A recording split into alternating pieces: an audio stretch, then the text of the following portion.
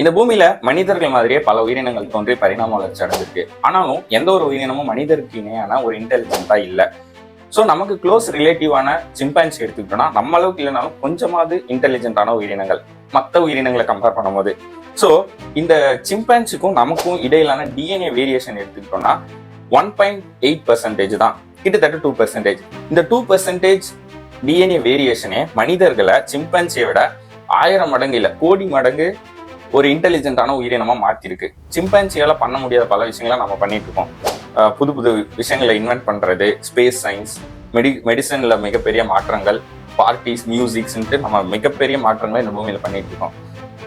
கொஞ்சம் இமேஜினேஷன் பண்ணி பாருங்க, நம்மள மாதிரியே ஒரு உயிரினம் நம்மளை விட இன்னும் 2% அதிகமான ஹையரான ஒரு டிஎன்ஏ இருக்கக்கூடிய ஒரு உயிரினம் இருந்ததுன்னா அதனுடைய இன்டெலிஜென்ஸ் எவ்வளவு இருக்கும்? உதாரணத்துக்கு அப்படி ஒரு உயிரினம் இருந்ததுன்னா நம்மளை விட இன்னும் பல கோடி மடங்கு அதிகமான இன்டெலிஜென்ட்டா அந்த உயிரினம் இருக்கும். உதாரணத்துக்கு நம்ம ஒரு விஷயத்த, ஒரு ப்ராப்ளமை சால்வ் பண்றதுக்கு ஒரு 100 வருஷம் எடுத்துக்கோன்னா அது ஒரு நிமிஷத்துல பண்ணிட்டு போயிடும். நம்மளுக்கு சயின்ஸ் ஃபிக்ஷன்ல வரக்கூடிய டெலிபதி, டெலிகம்யூனிகேஷன், டெலிபோர்டேஷன், சில டைமென்ஷனுக்கு இடையில பேசுறது, டைமை சேஞ்ச் பண்றது போன்ற பல விஷயங்களை செய்யறதுக்கான சாத்தியக்கூறுகள் இந்த மாதிரியான உயிரினங்கள் கிட்ட இருக்கும்.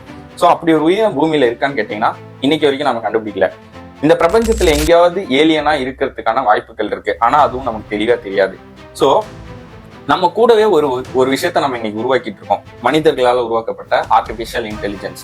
இந்த ஏஐகள் மனிதர்களோட பல லட்சம் மடங்கு அதிகமான வேகத்துல சிந்திக்கக்கூடிய திறமை கொண்டது, இன்டெலிஜென்ட்டாகவும் இருக்கு. அதனாலதான் அது பேர் ஆர்டிபிஷியல் இன்டெலிஜென்ட் வச்சிருக்கோம். ஸோ இந்த ஆர்டிபிஷியல் இன்டெலிஜென்ட் வருங்காலங்கள்ல மனிதர்களை விட இன்னும் பல 1000 கோடி மடங்கு அதிகமான சிந்தனை திறனோடையும் இன்டெலிஜென்ஸோடையும் இருக்க போகுது.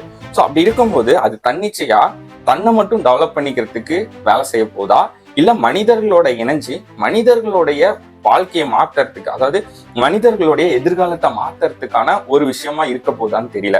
ஸோ மனிதர்களுக்கு கூட இணைஞ்சு இந்த இன்டெலிஜென்ஸ், ஆர்டிபிஷியல் இன்டெலிஜென்ஸ் வேலை செஞ்சதுன்னா நம்மளும் இந்த ஏலியன்ஸ் மாதிரி, நான் சொன்ன மாதிரி பல கோடி மடங்கு அதிகமான சிந்திக்கும் திறனோடையும் இன்டெலிஜென்ஸோடையும் இருக்கும்போது நம்ம இன்னும் அறிவியல்ல மிகப்பெரிய மைல்கல்களை ஏற்றதுக்கான வாய்ப்புகள் இருக்கு. இதை பத்தின உங்களுடைய கருத்துக்களை கீழே கமெண்ட் செக்ஷன்ல சொல்லுங்க. இந்த ஏஐ நம்மளுக்கு ஹெல்ப் பண்ண போதா, இல்ல எதிர்காலத்துல நம்மளை அழிச்சிட்டு அது இந்த உலகத்தை முழுசா டாமினேஷன் பண்ண போதான்றத கமெண்ட்ல சொல்லுங்க. மேலும் இது போன்ற இன்ட்ரெஸ்டிங்கான பயனுள்ள தகவல்களுக்கு என்ன ஃபாலோ பண்ணிக்கோங்க. Bye by.